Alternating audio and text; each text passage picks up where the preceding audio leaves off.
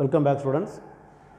This is 11th physics, 5th unit, motion of the systematic particles in rigid body.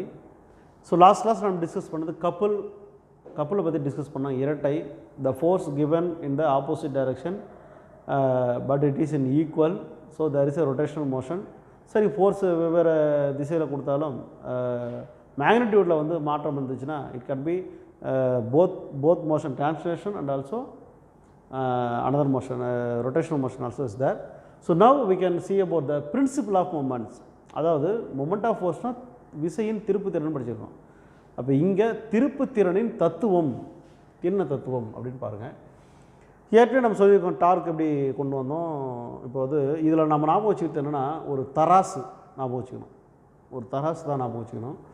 So இந்த principal of மூமெண்ட்ஸில் நம்ம வந்து கிட்டத்தட்ட அதே மாதிரி ஒரு ராடு ஒன்று எடுத்துக்கிறோம். ஒரு ராடு, அந்த ராடுடைய சென்டர் பாயிண்ட்டு சின்னு கூட நீங்கள் வச்சுக்கலாம். ஓகே, ஸோ அதுக்கு நேராக இந்த பாருங்கள், இதுதான் வந்து ஒரு நேம் ஒன்று கொடுப்பாங்க. என்னென்னா ஃபேல்க்ரம்னு சொல்லுவாங்க. அது பேர் என்னென்னா ஃபேல்க்ரம். இந்த பாட்டு பேர் ஃபல்க்ரம் அப்படின்னு சொல்லுவாங்க. அதாவது குத்து ஊசி மாதிரி இருக்கும். அது என்னென்னா லெவல் பண்ணுறது, அந்த ராடை வந்து லெவல் பண்ணுறது. பட் இந்த ராடு வந்து பார்த்திங்கன்னா லெஸ் வெயிட்னு சொல்கிறாங்க. என்ன வெயிட்டு? Less weight. ஆக்சுவலாக அப்போ லெஸ் மாஸ்ன்னு சொல்கிறாங்க. அப்போ மாஸ் கொண்டு ஏறக்குறைய 0 அப்படி இருக்காது, பட் குறைவான மாஸாக தான் இருக்குன்னு சொல்கிறாங்க. ஓகே, ஸோ இங்கே வந்து அந்த ஃபெல்க்ரம் வச்சுட்டாங்க. இந்த ஃபெல்க்ரமுக்கும் இந்த ஆப்ஜெக்டோட எட்ஜுக்கும் பார்த்தீங்கன்னா டிஸ்டன்ஸ் வந்து d2, இந்த பக்கம் d1 சொல்லிட்டாங்க. So here F1 force, here F2 force act ஆகுது. ரெண்டுமே parallel force, it is in the same direction. So இங்கே பார்த்தீங்கன்னா நார்மல் ஃபோர்ஸு என்ன ஆக்ட் ஆகுது, நார்மல் ஃபோர்ஸு இருங்க தெரிஞ்சுக்கணும். ஸோ இதான் வந்து டயக்ராமெட்டிக்கல் செட்டப். சரி சார், இதுலேயும் நம்ம என்ன பார்க்க போகிறோம் அப்படின்னா டார்க்கு, அடுத்தது force, net torque, net force. சரி, இப்போ நெட் டார்க்குனா என்ன சார் அப்படின்னா இதனுடைய டார்க்கை பொறுத்தவரை கிவன் ஃபோர்ஸ் இன்ட்டு டிஸ்டன்ஸ் தான் இது நெட் டார்க், உங்களுக்கு தெரியும். சரி, ஃபஸ்ட்டு ஃபோர்ஸை பாருங்கள். நெட் ஃபோர்ஸ் இஸ், ஒரு ஃபோர்ஸ் வந்து பார்த்திங்கன்னா இப்போது கிளாக் வைஸு, இன்னொன்று ஆன்டி கிளாக் வைஸ். இப்போ பாருங்கள், இப்போ ரொட்டேஷனல் மோஷனில் இது சேம் சைடில் வந்து இது இறங்குது இல்லையா? அப்போ நம்ம வந்து ஃபோர்ஸ், அந்த அட்ராக்ஷன் வந்து கீழ்ப்பக்கம் இறங்கும்போது அந்த நெட் ஃபோர்ஸ் தான் அதை தாங்கி நிற்கிதுன்னு சொல்லுவாங்க. ஸோ இங்கே நெட் ஃபோர்ஸ் பார்த்திங்கன்னா என்ன தான் வந்தாலும், ஆனால் வந்து இங்கே ஆசிலேஷனில் பாருங்கள், இது இந்த பக்கம் போகும், அது இந்த பக்கம் போகும். So F1 plus minus of F2. அப்போ F1 இதுவும் மைனஸு. நம்ம நெட் ஃபோர்ஸ் சொல்லும்போது F1 plus F2, opposite minus of F2 நம்ம படிச்சிருப்போம். பட் இன்னொரு மெத்தட் இங்கே என்னென்னா 3 ஃபோர்ஸ் ஆக்ட் ஆகுது. N, F1, F2 3 force act ஆகுது. N is the normal force. இது ஆக்சுவலாக நம்ம நடக்கக்கூடிய நார்மல் ஃபோர்ஸ். இது வந்து பார்த்தீங்கன்னா கிவன் ஃபோர்ஸ், அங்கே என்ன ஃபோர்ஸ் இருக்குதோ அது ஃபோர்ஸ். இது உங்களுக்கு தெரிஞ்சுக்கணும். சரிங்க, இப்போ இந்த ரெண்டு ஃபோர்ஸுக்கு எப்படி சார் இருக்குதுன்னா normal force is opposite to the F1 and F2. According to the algebraic condition normal force is positive. This F1 and F2 is in the negative state according to the sign convention. The next torque. இப்போ torque பார்த்தீங்கன்னாங்க, இப்போ வந்து பார்த்தீங்கன்னா 2 dark இருக்குது. First torque F1 into d1, இது first torque. அடுத்து second dark பாருங்கள், F2 into d2. இது எப்படி சொல்லாங்க நம்ம சொல்ல போகிறோன்றதை பின்னாடி பார்ப்போம். இது நம்ம டார்க். ஸோ இதுலேயும் பார்த்தீங்கன்னா we can choose the according to the rotational motion torque, another one the force, right. இப்போ நம்ம உள்ள வரோம் பாருங்கள். இப்போ இந்த ராடு வந்து பார்த்தீங்கன்னா மாஸ் இல்லைன்னு சொல்லிட்டாங்க, லெஸ் வெயிட்னு சொல்லிட்டாங்க. If rod has to remain stationary, நிலையாக இருக்குது, ஒரு ஹரிசாண்டல் பிளேனில் அப்படியே இருக்குன்னு வச்சுக்கோங்க. So it should be in translational and rotational equilibrium. Translational and rotational equilibrium, motion இல்லை, சமநிலையாக இருக்குது. பரிமாற்று சமநிலை, சுழற்சி சமநிலை, ரொட்டேஷன் ரெண்டுமே சமநிலையில் இருக்குது. அப்போ எந்தவித அங்கே ஒரு இயக்கமும் இல்லை. தேர் இஸ் இந்த ஹரிசாண்டல் பொசிஷன், கிடைமட்டத்தில் அப்படியே இருக்குது. நிலையாக இருக்குது, தேர் இஸ் நோ ஃபோர்ஸ் அப்படின்னு வச்சுங்க. அப்போ அப்படி இருக்கும்போது அங்கே டார்க்கும் ஃபோர்ஸும் ரெண்டுமே இல்லைன்னு அர்த்தம், அதாவது ஜீரோ. இப்போ நிலையாக இருக்கும்போது தான் ஜீரோ. அப்போது அந்த நிலையிலேருந்து ஏற்படக்கூடிய ஏதோ ஒரு ஃபோர்ஸ் ஆக்ட் ஆகி ஏதோ ஒரு மாற்றம் வருது அப்படின்னா அப்போ தான் வந்து அது ரொட்டேஷன் ஆச்சுன்னா ரொட்டேஷனல் மோஷன், அந்த இடத்த விட்டு நகர்ந்து கொஞ்சம் நகர்ந்து போச்சுன்னா டிரான்ஸ்லேஷனல் மோஷன். இப்போ ஈக்குலிபிரியம் ஸ்டேட்டில் இருக்குது. ஸோ நம்ம கப்புளில் பார்த்த மாதிரியே இந்த ரெண்டு ஃபோர்ஸ், ஏன்னா இங்கே வந்து பார்த்திங்கன்னா ஒரு மையத்தை வச்சு இந்த centre point, due to the centre point the motion will be takes place due to the given two forces. But அங்கே அந்த சென்டர் பாயிண்ட்டுக்கு வந்து பார்த்திங்கன்னா இது தூக்கி பிடிக்கிறதுனால இது நார்மல் ஃபோர்ஸாக அங்கே ஆக்ட் ஆகும். பாருங்கள், இப்போ நம்ம முன்ன கண்டுபிடிச்ச நெட் ஃபோர்ஸ் இங்கே எஃப் இஸ் ஜீரோன்னு சொல்லிட்டோம். அப்போ இங்கே என்னென்ன ஃபோர்ஸ் நடக்குது நம்ம இங்கே சொல்லியாச்சு. என்னென்ன இதை பேஸ் பண்ணி நம்ம போடுவோமா, இதை பேஸ் பண்ணி தான் போட்டுக்கிறாங்க. இப்போ நார்மல் ஃபோர்ஸு பாசிட்டிவு, மொத்த ஃபோர்ஸை நம்ம ஆட் பண்ண போகிறோம். ஃபார் நெட் ஃபோர்ஸ்னால் மொத்தம் 3 ஃபோர்ஸ் ஆக்ட் ஆகுது. First force minus F, second ஃபோர்ஸும் மைனஸ் எஃப்பு, எஃப்னு வச்சுக்கோ. Third force plus N normal force இதானே. இங்கே இது ப்ளஸ்ஸு, இது ரெண்டு மைனஸ் இல்லையா. அப்போ மொத்த ஃபோர்ஸை ஒரு ஆப்ஜெக்ட், ஒரு நடுவில் ஒரு ஆப்ஜெக்ட் இருக்குது, இது மாதிரி ஒரு எக்ஸிஸ் ஆப்ஜெக்ட் இருக்குன்னா இப்படி ஒரு ஃபோர்ஸு, இப்படி ஒரு ஃபோர்ஸு, இப்படி ஒரு ஃபோர்ஸ், இப்படி ஒரு ஃபோர்ஸ் ஆக்ட் ஆகுது. இல்லை எந்த பக்கம்லாம் ஆக்ட் ஆகுதுன்னா இது F1 F2 3 4 5 6. நெட் ஃபோர்ஸ் என்ன? F1 plus F2 plus F3 plus F4 இந்த மாதிரி 6 வரைக்கும் போட்டு ஈக்குவல் டு நெட் ஃபோர்ஸு. அப்போது மொத்த விசையினுடைய கூடுதல் தான் என்ன, அதனுடைய நிகர விசைன்னு சொல்லுவாங்க. நெட் ஃபோர்ஸ்னால் தமிழில் நிகர விசை. சரிங்க. அடுத்தது இப்போ இதுலேருந்து இந்த ஃபார்மேட்டை தான் நம்ம இங்கே கொடுத்துக்கிறோம். Minus F plus n minus F. எப்படி சார் மைனஸ் எஃப்பும் ப்ளஸ் என்னு மைனஸ் எஃப் வந்துச்சு அப்படின்னா டிபெண்ட்ஸ் அப்போ அந்த அல்ஜிப்ரிக் நோட்டேஷன் சைன் கன்வென்ஷனை பொறுத்த வரைக்கும் அப்வர்டில் இருக்கிறது பாசிட்டிவாகவும் டவுனில் இருக்கிற ஃபோர்ஸு நெகட்டிவாகவும் நம்ம எடுத்துக்கிறோம். So from this equation we can conclude that n equal to F1 plus F2. சரிங்க. அடுத்தது ஃபார் நெட் ஃபோர்ஸ், இப்போ வந்து இது ஃபோர்ஸுக்கு, இப்போ இது டார்க்குக்கு இது சிம்பிளாக கொடுத்துட்டாங்க. பட் நம்ம சொல்ல போகிறோம் பாருங்கள்.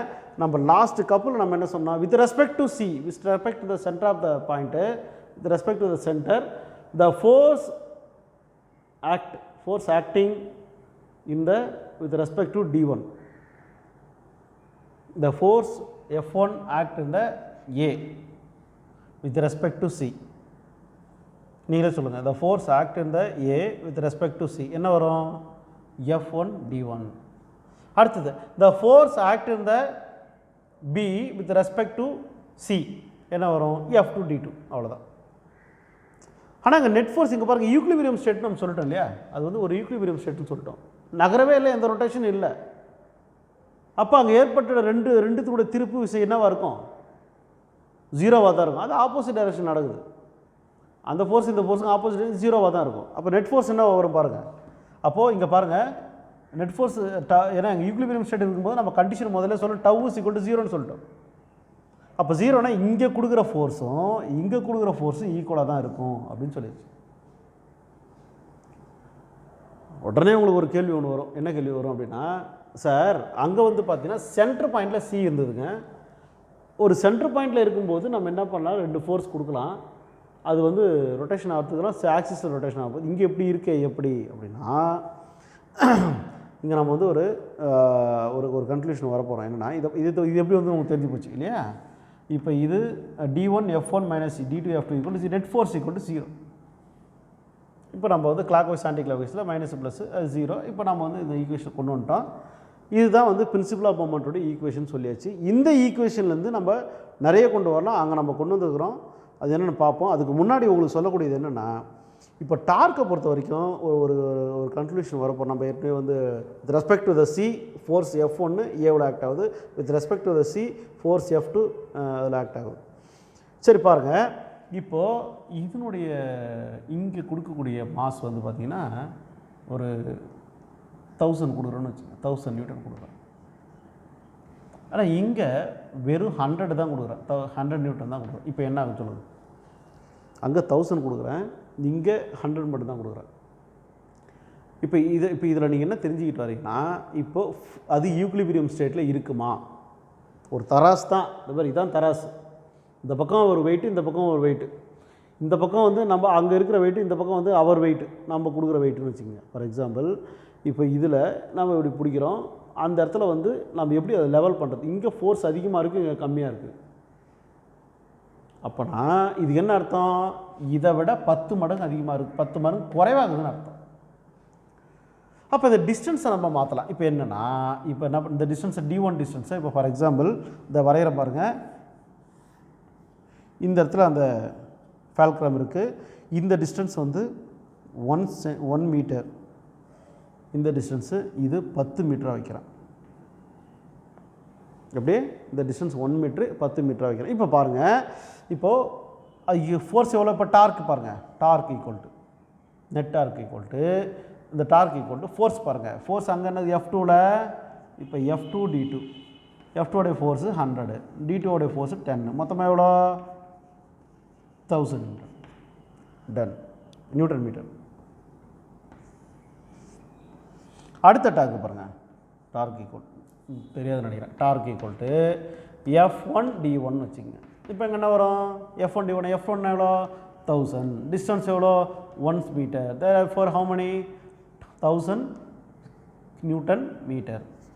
ஸோ ஸ்டூடெண்ட்ஸ், இப்போது என்ன தெரிஞ்சுங்கன்னா, we can adjusting the distance between the two forces, we can easily maintain the rotational and translational motion in equilibrium state அப்படின்னு சொல்கிறாங்க.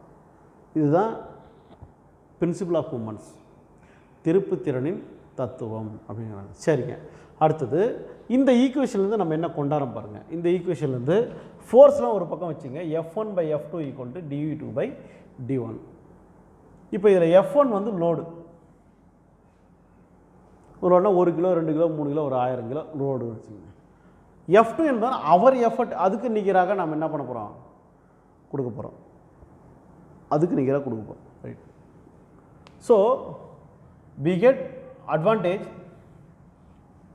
எப்போ நம்மளுக்கு அதிகமாக கிடைக்குன்னா, D1 is less than D2, D1 is less than D2. இந்த load D1 இருக்கு இல்லையா, இந்த load வந்து இதை விட கம்மியாக இருந்தால் அட்வான்டேஜ் கிடைக்கும். இது அதிகமாக இருந்து இது கம்மியாக இருந்தால் கண்டிப்பாக 1 கிலோ கல் அங்கே இருக்குது, அது எடை போடுறோம். இங்கே 1.5 கிலோ ஒரு பொருள் கிடச்சா நம்ம லாபம் தானே, அதுதான் அட்வான்டேஜ். அப்போ கம்மியாக கிடச்சா ஒன்றுமே இல்லை. இது என்ன உணர்த்துதுன்னா, ஃபோர்ஸ் எதனுடைய ஃபோர்ஸ் அதிகமாக இருக்குது, எதனுடைய ஃபோர்ஸ் கம்மியாகிறது தான் உணர்த்துது. ஸோ இதிலேருந்து we could lift a large load with a small effort. கம்மியாக இதுலேருந்து என்ன தெரியுதுன்னா, நம்ம வந்து பெரிய அதிக லோடை வந்து ஸ்மால் எஃபெக்டை கொடுத்து எஃபர்ட்டை கொடுத்து நம்ம கொண்டு போகலாம். So the ratio D2 D1 is called the mechanical advantage of simple lever. இதுதான் வந்து மெக்கானிக்கல் அட்வான்டேஜ். எந்திரவியலின் நன்மை அல்லது ஏற்பு அல்லது லாபம் இப்படின்னா சொல்லிக்கலாம். இந்த பிவோட்டட் பாயிண்ட் இருக்கு இல்லையா, இந்த பிவோட்டட் பாயிண்ட் தான் ஃபேல்க்ரம்னு சொல்கிறது, அதான் கொடுத்துக்கிறாங்க. இந்த பிவோட்டட் பாயிண்ட் தான் ஃபேல்க்ரம். இந்த ஃபேல்க்ரம் அட்ஜஸ்ட் பண்ணுறதை பொறுத்து we can easily detect the force, right. இதுக்கு இதை ரொம்ப நிறைய there are many simple machines that works on the above mentioned principle. நிறைய இடத்துல நம்ம இதை ஒர்க் பண்ணுறோம், நிறைய இடத்துல நம்ம தெரிஞ்சு நிறைய ஈஸியாக நம்ம கண்டுபிடிக்கும். எவ்வளோ பெரிய பொருளாக இருந்தாலும் ஒரு சின்ன பொருள் ஈடு கொடுக்குறோம், ஏன்னா depends upon the distance. So students, இப்போ நம்ம பிரின்சிபல் ஆஃப் மூமெண்ட்ஸில் உங்களுக்கு எல்லாமே எப்படி வந்து நம்ம தெளிவாக சொல்லியாச்சு. ஸோ ரைட் ஷார்ட் நோட்ஸ் தான் பிரின்சிபல் ஆஃப் மூமெண்ட்ஸ் கூட கேட்கலாம். It's also kind of 3 mark questions, not 5 mark question. 3 மார்க்லேயோ 2 மார்க்லேயோ வரத்துக்கு வாய்ப்புகள் உண்டு. ஸோ தேங்க்யூ ஃபார் வாட்சிங். Thank you children.